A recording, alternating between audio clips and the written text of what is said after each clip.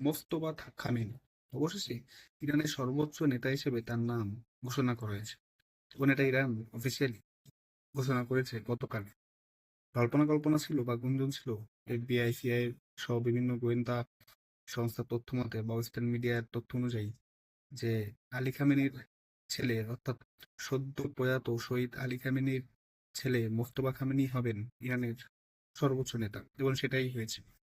আপনারা জানেন যে 28শে ফেব্রুয়ারি আমেরিকা এবং ইসরায়েল ইরানে আগ্রাসন শুরু করে, এবং এরপরে আপনার আলী খামেনি, যিনি ইরানের সর্বোচ্চ ধর্মীয় নেতা ছিলেন, তিনি মারা যান, শহীদ হন। এবং এরপরেই গুঞ্জন ওঠে যে কে ইরানের সর্বোচ্চ নেতা হিসেবে পরবর্তীতে হাল ধরবে ইরানে। মোস্তফা খামেনি অনেকদিন ধরেই কিন্তু ইরানের শাসন ব্যবস্থার সাথে জড়িত। হ্যাঁ, তিনি জনসম্মুখে আসছেন না, বাট ইরানের যে আপনার ইসলামী বিপ্লবী গার্ড রয়েছে অর্থাৎ আইআরজিসি, তাদের সাথে মোস্তফা খামেনির বেশ পুরনো সম্পর্ক। এবং অনেকেই বলে থাকেন যে ইরানের ক্ষমতার যে নিউক্লিয়াস অর্থাৎ ক্ষমতার যে কেন্দ্র, সেখানে মোস্তফা খামেনি বেশ প্রভাবশালী, এবং অনেক আগে থেকেই তাকেই প্রস্তুত করা হচ্ছিল ইরানের পরবর্তী সর্বোচ্চ নেতা হিসেবে, এবং তিনি আজ প্রস্তুত।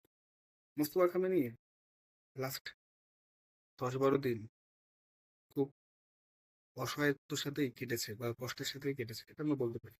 তিনি ফেব্রুয়ারি 28 তারিখের পর, আজ আমি যে যখন ভিডিওটি বানাচ্ছি অর্থাৎ মার্চ মাসের 10 তারিখ, এই 11 দিনের মধ্যে তার বাবা প্রয়াত আলী খামেনি, তার মা, তার বোন, তার ওয়াইফ, ইভেন তার ছেলেকে হারিয়েছে।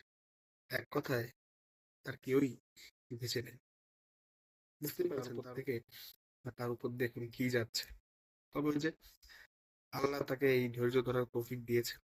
তিনি খুব ঠান্ডা মাথায় তার দেশ তথা ইসলামিক ইরানের বা ইসলামিক প্রজাতন্ত্র ইরানের সেবা করার জন্য মন স্থির করে নিয়েছেন।